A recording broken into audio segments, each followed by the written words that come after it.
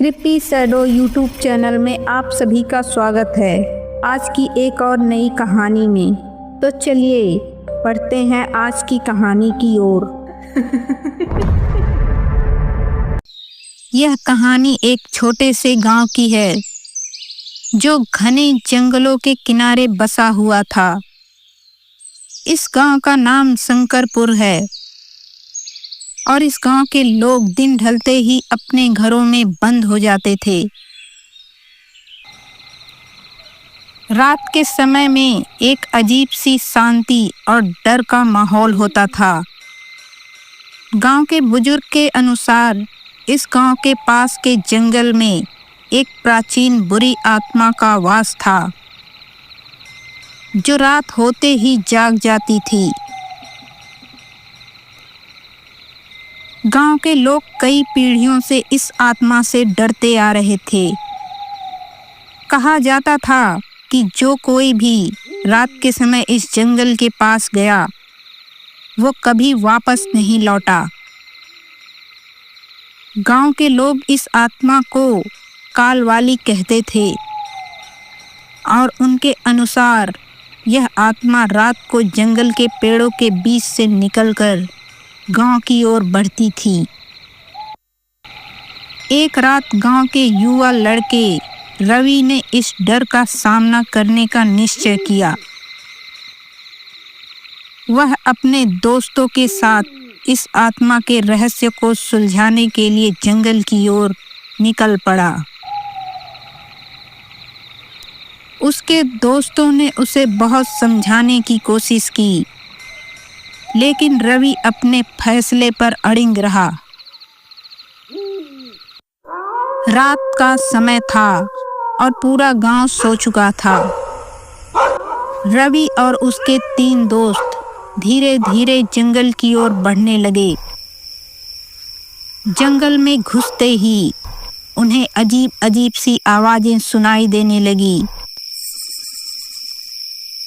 पेड़ के पत्तों की सरसराहट, जानवरों की दूर दूर से आती हुई आवाजें और एक अजीब सी ठंडक उन्हें घेर लिया।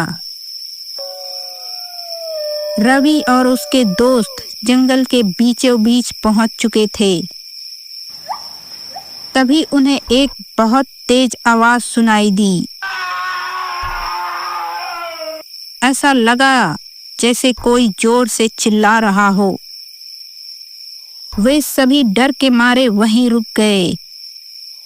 तभी अचानक उनके चारों ओर अंधेरा छा गया।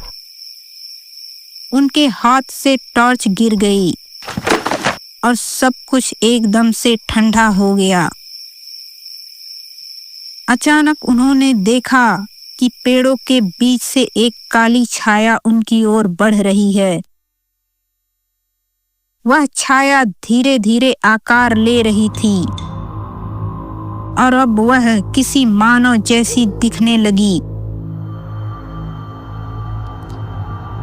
उसके लंबे बाल, लाल आंखें और बड़ी बड़ी नुकीले दांत दिखाई दे रही थीं। वह धीरे धीरे उनकी ओर बढ़ रही थी और उसकी आंखों में खून की प्यास झलक रही थी।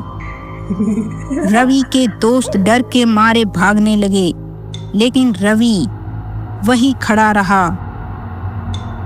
वह छाया उसके करीब आ गई और उसकी आंखों में घूरने लगी। रवि की सांसें तेज हो गईं और वह पूरी तरह से डर के कारण जड़ गया था। उस आत्मा ने रवि को अपनी ओर खींच लिया और उसकी आंखों में गुस्से और नफरत का एक भयंकर ज्वाला दिखा। अगली सुबह गांव वालों को रवि का शव जंगल के किनारे पड़ा मिला। उसके चेहरे पर भय की छाप स्पष्ट थी और उसकी आंखें खून से लाल हो चुकी थीं।